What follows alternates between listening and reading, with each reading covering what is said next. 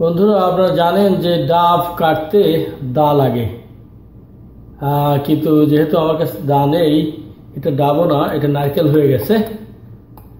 তো এই করোনাকালের অনেক কাজের মধ্যে আরেকটা কাজ আমার হাতে এসে পড়েছে, সেটা হলো এই নারকেলটাকে এখন ছোলা। কিন্তু আমি এটা ছুলবো এই ছোট্ট ছুরিটা দিয়ে। দুই পাশটা কেটে ফেলেছি। এটা এমন নারকেল হয়ে গেছে যে এটা ডাব হবে না। কালকে আমার ছেলের বন্ধু তিনটি ডাব পাঠিয়েছে। একটি ডাব ছিল আর দুটো নারকেল। কি আর করা, ডাবটা কেটে এটা দিয়ে ডাবটা কাটা হয়েছে। আর নারকেলটা যেহেতু আছে, তো ওকে আমি ছুলছি। বেশ কষ্টকর ব্যাপার এটা ছোলা। এটা দা দিয়ে এরকম আঁশ একটু তুলে তুলে এরকম টেনে টেনে ছিঁড়তে হয়। মজার ব্যাপার হলো, ডাব কাটায় আমার একটা সার্টিফিকেট আছে হুমায়ুন আজাদের। আপনারা অবাক হচ্ছেন, হুমায়ুন আজাদের সার্টিফিকেট ডাব কাটায়। হ্যাঁ, যে বছর একটা আজাদকে মেরে ফেলে ওরা, সে বছর জুলাইয়ের 1 তারিখে তিনি গ্রামের বাড়িতে গিয়েছিলেন। আমি ছিলাম সফর সঙ্গী। তো গ্রামের বাড়ির পুকুরের পাশে উনি যে প্রাইমারি স্কুলে পড়েছিলেন, ভাগ্যকুল প্রাইমারি স্কুল, ওই স্কুলের পুকুরের প্রথমে মাছ ধরা হলো। পুকুরের যে মাছ আমাদের খাওয়ানো হবে, এরপরে একটা ছেলেকে ডাব গাছে তুলে দেওয়া হলো, ডাব পারলো। তো যখন মাটিতে এরকম রেখে ডাব কাটছে, আমি করো কি রাখো, দাটা আমার হাতে দাও, ডাবটা দাও। তো আমি এরকম ডাবটা ধরে এক হাতে ধরে দা দিয়ে এরকম কাটলাম, কেটে ছিদ্র করে হুমায়ুন ভাইয়ের হাতে দিয়েছি। তো হুমায়ুন আজাদ আমার দিকে অনেকক্ষণ তাকায় থাকলেন, বললেন যে তোমার তো আমেরিকায় থাকার দরকার নেই, তুমি তো দেশে এসে এই ব্যবসা করতে পারো, তুমি এইটাতে এতটা স্কিলফুল। তো আজকে এটা ডাব না, এটা নারকেল ছোলার ভিন্ন ব্যবস্থা করব। এতটুকু ছুরি দিয়ে কেউ নারকেল কখনো ছুলেছে কিনা জানি না, কিন্তু আমি সেই কাজটি করছি। এবং এরকম একটু একটু ছাড়িয়ে এইভাবে টেনে তুলছি। দেখুন, সুবরাটা উঠে যাচ্ছে, আস্তে আস্তে উঠে যাবে।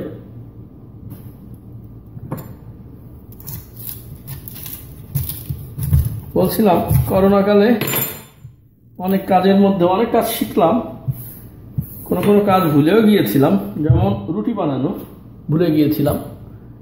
কালকে রাতে 11টার দিকে আমার স্ত্রী বললেন যে আসো নাটক দেখি।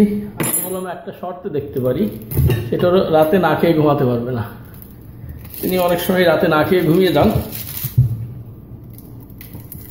আবার ওনার আরেকটা সমস্যা হলো, চারিপাশে অনেক খাবার থাকলেও উনি খাবার খুঁজে পান না বা ওনার পছন্দ হয় না। উনি বললেন যে বাসায় কিছু নেই খাবার। বললাম অনেক কিছু আছে না। ঠিক আছে, আমি এখনই গিয়ে খাবার নিয়ে আসছি বাইরে থেকে। বললেন না আমি খেয়ে নেব। 12টায় নাটক শেষ হলে উনি আবার একই কথা বললে, এখন কি খেতে চাও বলো, নিয়ে আসি। উনি বলে হাতে বানানো রুটি খাবো। পাকঘরে এসে রুটি বানানো শুরু করে দিয়েছি। তো উনি যখন এলেন, বলে কি করছো এটা? বললেন ছেলে খাবার নিয়ে আসছে না, তুমি বলে হাতে বানানো রুটি খাবে। তো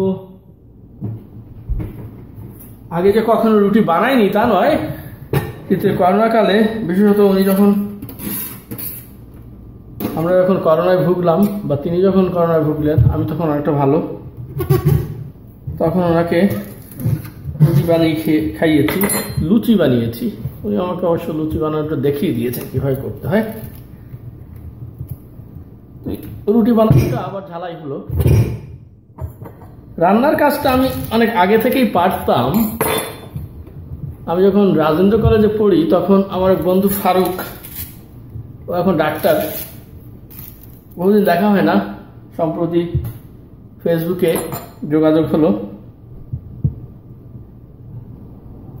আমরা রাজেন্দ্র কলেজে গোয়ালচামট নামে একটা জায়গায় একটা রুম ভাড়া করে থাকতাম। রান্নাটার হাতে খড়ি ওখান থেকে।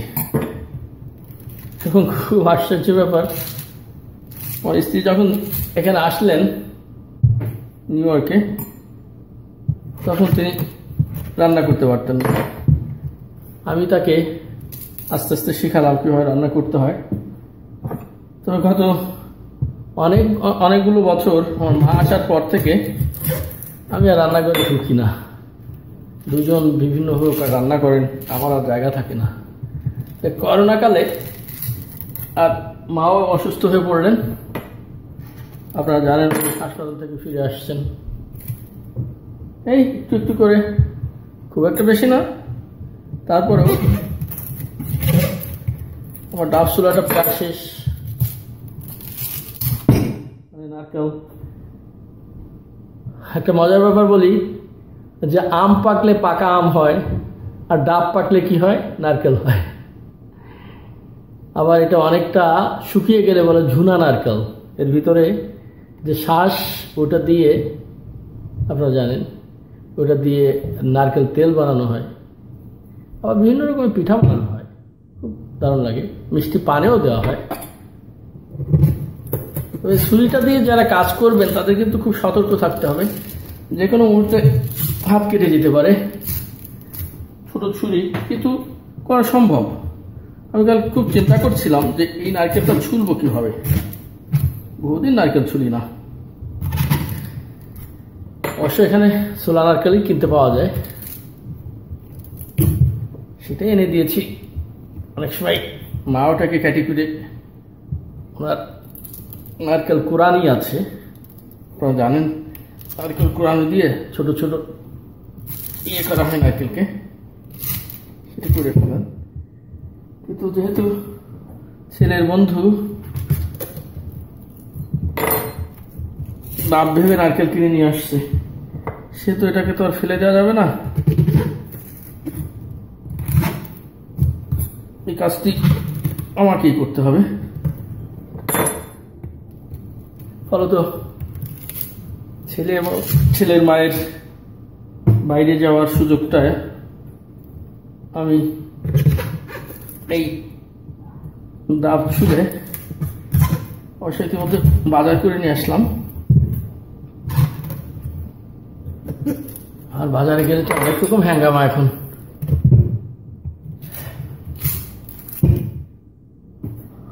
সবকিছু এনে স্যানিটাইজ করো।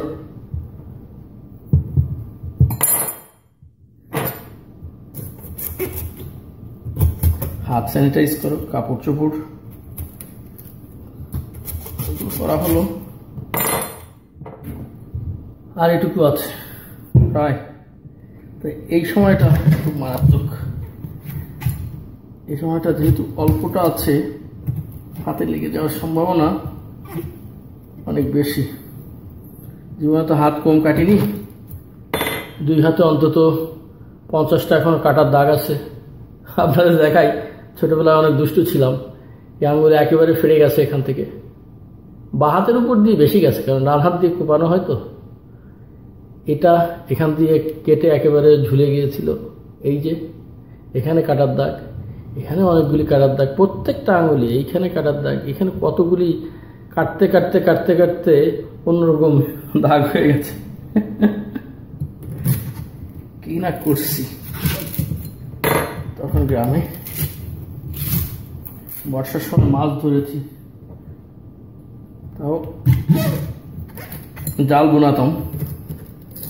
পরে ম্যাট্রিক পাস করে রাজেন্দ্র কলেজে ভর্তি হওয়ার পর থেকে আস্তে আস্তে এগুলি বাদ হয়ে গেছে। তো একটা সময় তো এদেশে চলে আসলাম। এই সেপ্টেম্বরের 12 তারিখে 30 বছর হবে। ভাবা যায় আমার ছেলের বয়স এখন 20 বছর, আমি 23 বছর বয়সে এখানে এসেছি। আমার ছেলেও এখন বিএ পাশ করলো।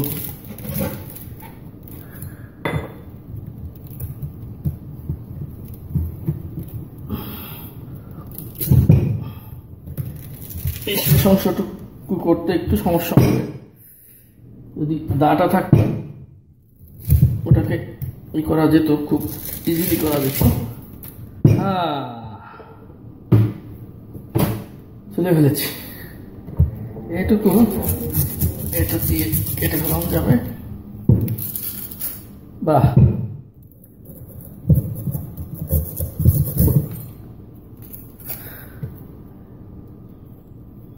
নারকেল ছোলা হয়ে গেল এই ছোট্ট ছুরি দিয়ে। আপনারা যদি এভাবে চেষ্টা করেন সতর্ক থাকবেন, তবে পোলাপানের হাতে, বাচ্চাদের হাতে দেবেন না। এমনকি সে বাচ্চা যতই বড় হোক না কেন, বাচ্চাই। আরও একটা এসেছে, আমি বলেছি তিনটা একটা ডাব ছিল, 2টো নারকেল। এটাও ছুলবো, মাথাটা কেটে নিয়েছি ওটা দিয়ে। এই সাইডটা অবশ্য ওরা আনার আগেই কাটা ছিল। এখন প্রথম যে ইয়েটা, ওটাও তোলা একটু কঠিন, তা হয়ে যাবে আস্তে আস্তে এরকম করে।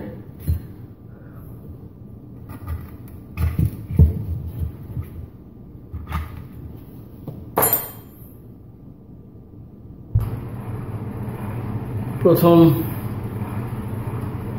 ইয়েটা তুললাম, এটা আঁশটা, প্রথম যে আঁশটা তোলা হলো, এরপর একটু সহজ হয়ে যায় আর কি। প্রথম আঁশটা তোলাই কঠিন।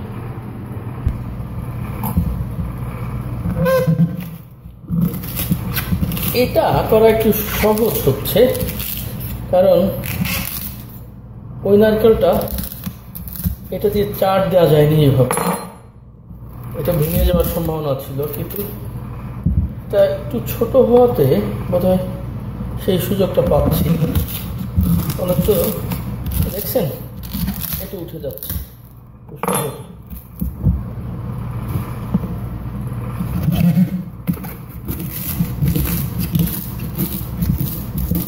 বাহ, এবার সহজ হয়ে যাচ্ছে। দেখি শেষ পর্যন্ত কি হয়।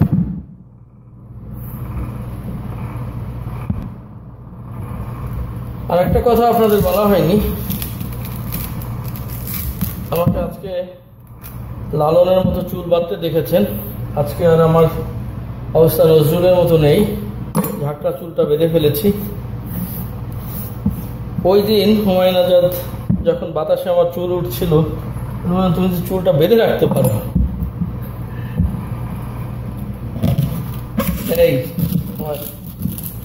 মাঝে মাঝে চুল বাঁধা হলো, বুদ্ধিটা আগে পেলে অবশ্যই এত চুল উঠে যেত না, কারণ ঘুমানোর সময় চুল বেঁধে রাখলে চুল কম ওঠে। যাদের বড় চুল আছে তারা এটা অবশ্যই পছন্দ করতে পারেন, কারণ ঘুমিয়ে থাকলে যে চুলগুলো এলোমেলো হয়ে যায়। হ্যাঁ, সকালে উঠে প্রচুর দেখেছি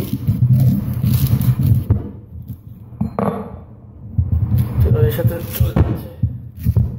এখন অবশ্য সেটা একটু কমেছে।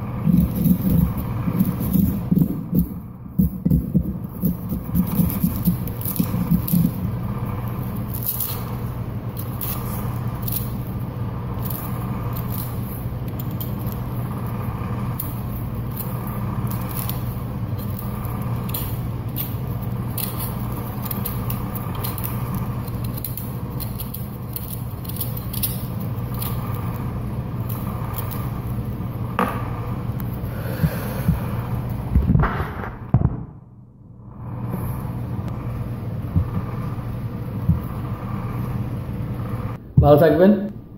আজকের আমার নারকেল ছোলার পর্ব শেষ। ধন্যবাদ।